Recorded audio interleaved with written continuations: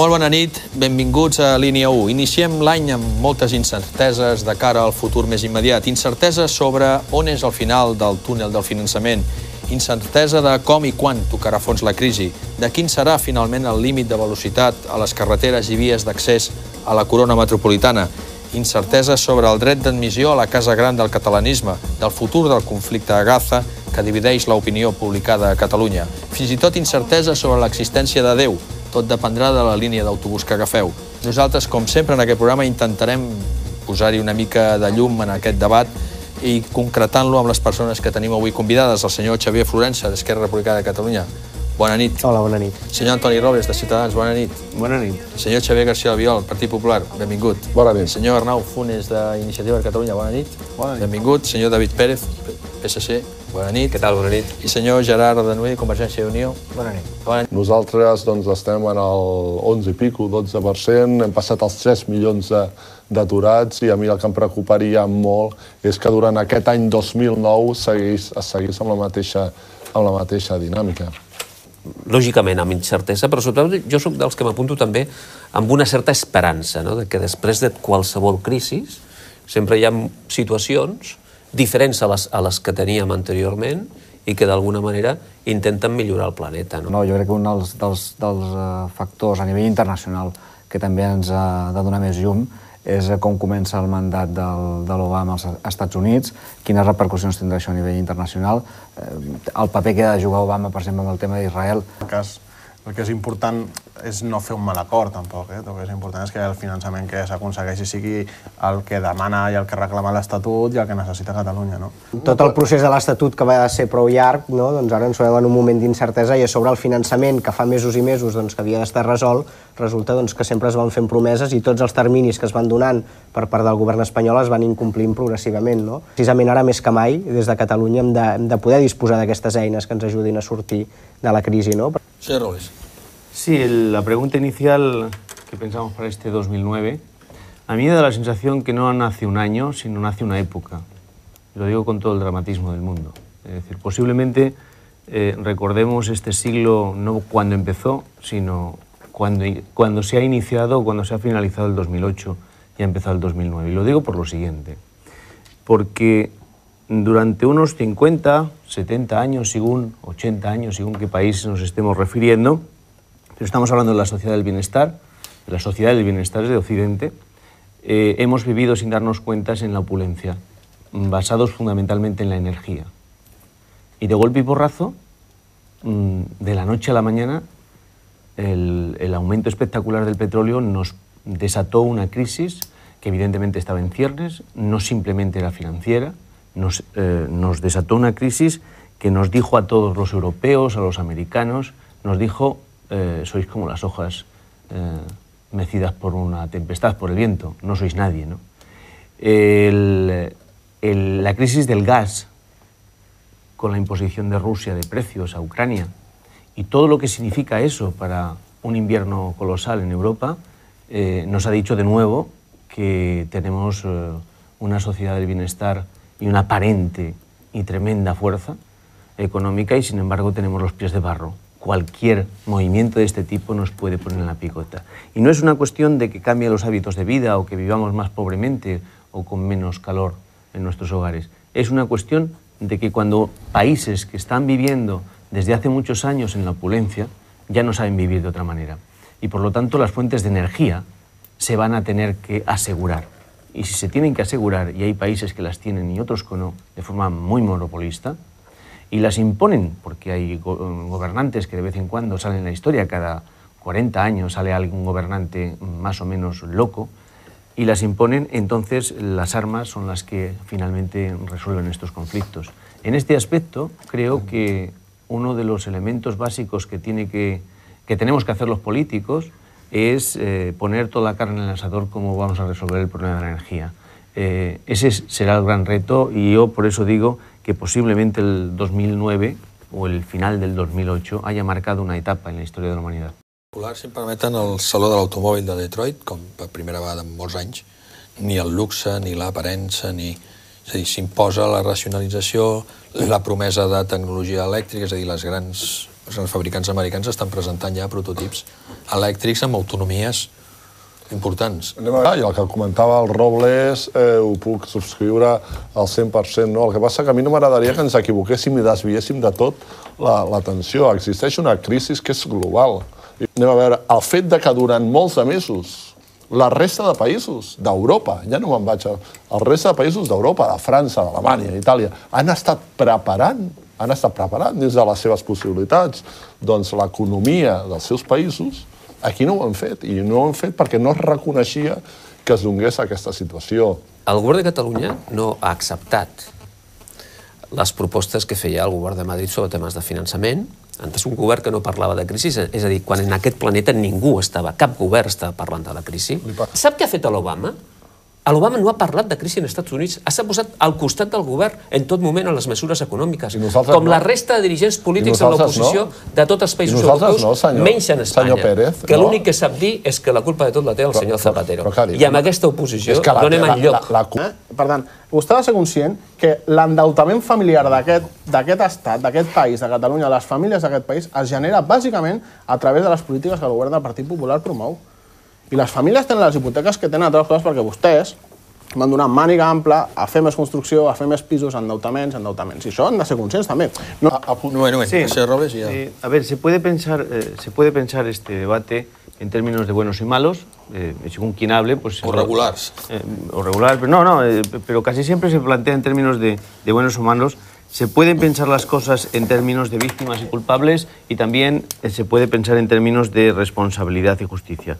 De víctimas y culpables, si lo planteamos así, unos se quejarán de que no hay bastante financiación y los otros justificarán las cosas. Pero se pueden pensar las cosas en otros términos. Por ejemplo, hay que poner criterios por qué pedimos lo que pedimos o por qué necesitamos lo que necesitamos o por qué no nos dan lo que nos creemos que nos merecemos. Por ejemplo, habríamos de pensar con esos criterios en 3 puntos. Apuntar algunos puntos aquí. ¿Cuánto aumentar la financiación? ¿Quién sabe cuánto tenemos que aumentar la financiación realmente? Porque no es una cuestión solo lo que ponga el estatuto, ni lo que deseamos, sino lo que realmente la población y las necesidades sociales necesitan. Por lo tanto, es muy subjetivo, en función de lo que se establezca como proyecto colectivo, será una cosa u otra. Por lo tanto, no tiene fin, es infinito. Segundo, ¿cómo se debe repartir ese dinero? Porque no os olvidéis que estamos hablando del Estado. Y de la misma manera que existe Cataluña, existe Andalucía, y existe Galicia, etc., ¿no? Y en tercer lugar, ¿cuánto tiempo y esfuerzo colectivo vamos a necesitar todos los españoles para producir aquello que el déficit que se está generando por este tipo de financiación tendrá que soportar el Estado? Cuando nos hayamos contestado esas preguntas de forma correcta y justa, a lo mejor dejamos de debatir este problema en estos términos.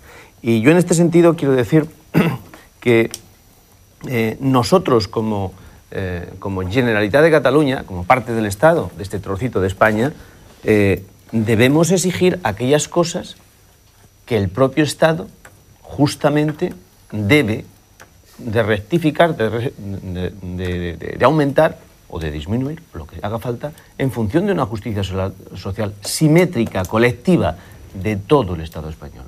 Porque no vale decir que yo produzco más. No. Y por lo tanto merezco más. Un momento. ¿Cuánta gente vive en Cataluña? A ver. Solo con ese argumento a ti te vendría a valer. No me meto con los criterios de por qué repartimos lo que repartimos. Estoy intentando decirte que no por el mero hecho de que yo, que tengo más empresas en mi territorio y produzco más y por lo tanto genero más riqueza y por tanto más impuestos, me merezco más. Se merecerá más en el reparto de justicia social que hagamos como partido que somos. En el gobierno de Madrid está gobernando un partido socialista. Y se supone que un partido socialista debe ser lo más justo posible con todo el territorio. No os olvidéis que nosotros, por ejemplo, en Cataluña, tenemos un grave problema, digo, uno de ellos, muchísimos de ellos, pero un grave problema, por ejemplo, con el desarrollo de la independencia y los servicios sociales. Un grave problema de déficit. Lo tiene en toda España. Y una persona mayor o una persona que tiene una grave deficiencia y tiene que tener a alguien a su lado para ayudarle, lo mismo da que sea de Olot, que sea de Cádiz. No. Si no está financiada bien ese servicio, Pero no cuesta lo mismo el servicio en Olot y en Cádiz. pues eso se discute y se llega a un acuerdo. Que no cuesta Ahora lo bien, mismo. si partimos de la base que nosotros tenemos más derechos que los demás, por el mero hecho de ser catalanes, simple y llanamente no Sí, somos Flores. justos, punto. I, per tant, necessitem un bon finançament que ens permeti doncs, desenvolupar les polítiques socials que amb tota aquesta crisi Catalunya doncs, haurà d'oferir, perquè hi haurà sectors de la població que es quedaran enrere i, per tant, doncs, abans, quan es comentava, precisament deia no, les necessitats són els mateixos. Escolta, hi ha una cosa que es diu espai social català. Això vol dir doncs, que el nivell de vida no és el mateix per una persona gran, per exemple, a Catalunya que a Extremadura.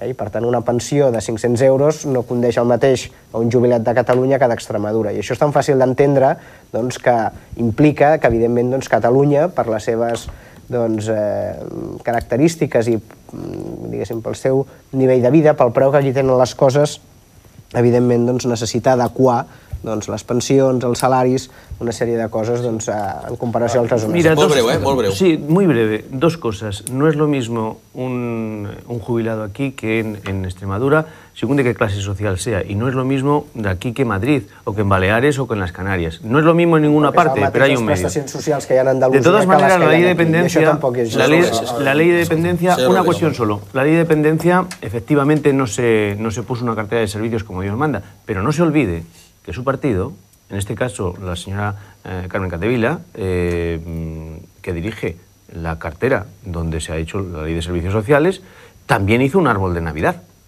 Y ahora no está el dinero.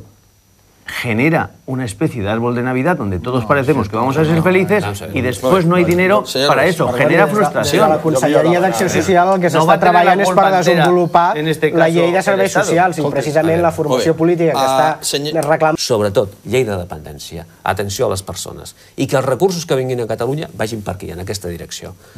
Perfecte. Perfecte. Eso es una ironía. Molt bé. Perfecte. Que ha hecho, Jo ¿no? crec que aquest ha de ser el camí.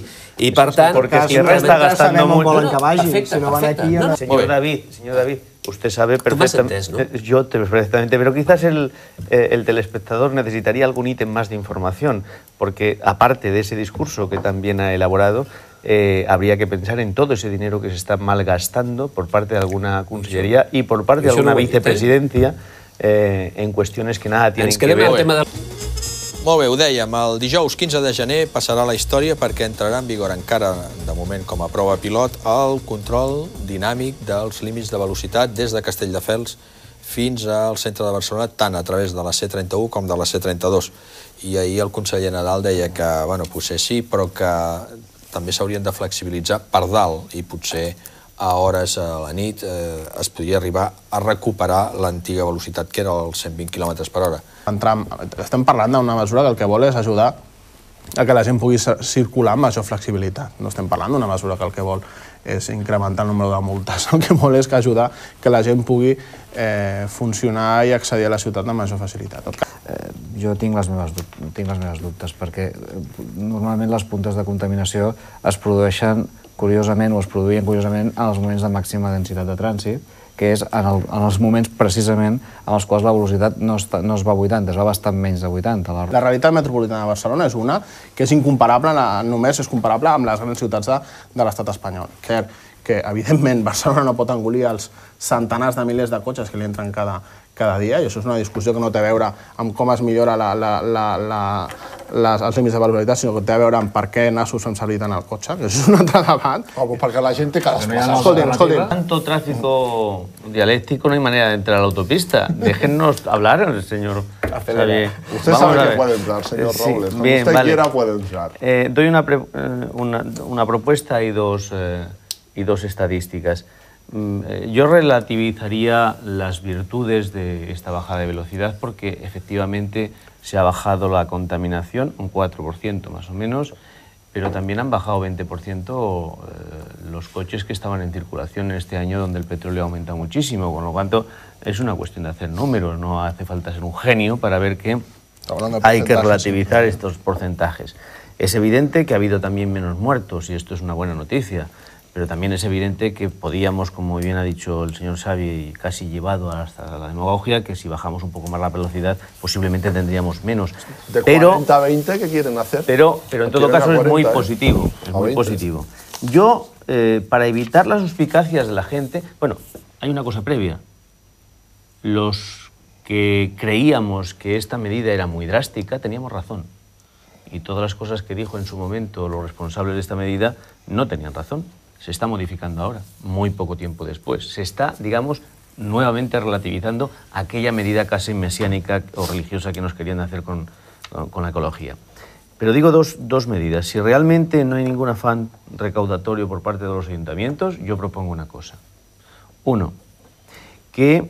No, los ayuntamientos no. Todo el dinero que se recaude, aparte de la financiación de los nuevos radares y todo lo que se necesita para recaudar esto, vaya destinado directamente a arreglar, por ejemplo, los puntos oscuros, los puntos negros de la carretera, de tal manera que nadie se beneficie, que ningún ayuntamiento se beneficie de este afán recaudatorio. Lo cierto es que hasta que el conductor sea un avezado en desviar los puntos de velocidad, el hecho de que yo tengo una experiencia en la Meridiana, uno no corre, etcétera, etcétera, y han puesto simple y llanamente, en vez de ir 50, a lo mejor pues vas a 53. Yo no creo que vas a pegar ningún golpe de timón a la vida y a la muerte por una cosa así, pero lo cierto es que las matemáticas y los radares se ponen drásticos y te ponen una multa de muchos euros. Y no me parece que sea justo ese tipo de... Todo por este afán casi fundamentalista ecológico en la que se basa esta medida. Pero al final no vamos a solucionar el tráfico, no vamos a solucionar la contaminación, y lo de los muertos habría que echar números porque han bajado tanto. Dic opinió publicada la divideix amb, si em permeten, i és dur, amb dues bandes, no? Una incondicional de suport, de solidaritat al poble palestí, i una altra que qüestiona paper històric y l'origen del conflicte, ¿no? Sí, a mí de este conflicto me horrorizan dos cosas. La guerra en sí, lo estamos viendo todos los días en las páginas de los periódicos y en la televisión, y otros lo están sufriendo en carne propia.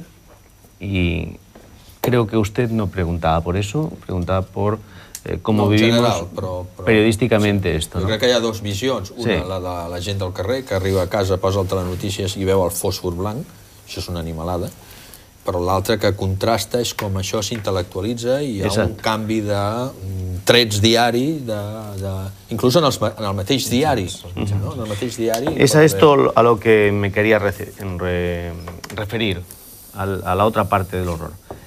Yo no puedo comprender, es una cuestión de principio de contradicción, no puedo comprender cómo la ideología, los partidos políticos, los intereses parciales en la mirada que hacemos sobre estas cosas, pueden ser tan unilaterales. Aquellos que están con los palestinos solo ven el horror de los israelitas y de los judíos. Y los que están con los judíos solo ven el horror de los Hamas de turno o de los palestinos o de los fundamentalistas islámicos. Y las cosas no son así. A mí me parece una desvergüenza que haya personas que sistemáticamente solo se horrorizan cuando los muertos son de un lado o cuando el abuso es de un lado. Por ejemplo, en la manifestación que ha sido encabezada por artistas, que siempre tenemos esa especie de encantamiento con ellos, parece que están por encima del bien y del mal y siempre están en una misma moral, no se han preocupado... a la manifestació a Madrid? Sí, me refiero a esa en la cual podíamos estar todos. Pero a mí me parece una desvergüenza moral que este tipo de personas siempre se horrorizan de unos muertos y no de otros. En este caso, ¿por qué no se han horrorizado y han salido a la calle cuando Hamas bombardeaba una y otra vez de forma indiscriminada, no por objetivos militares, de forma indiscriminada a la población israelita que no estaba haciendo nada? Y que esto solo ha sido una reacción descomunal. Que no estaba haciendo nada tampoco. Tenía el territorio ocupado. Vale, bien. Si os ponéis así, hablamos en serio de historia. Claro, pero estoy intentando decir que había una tregua.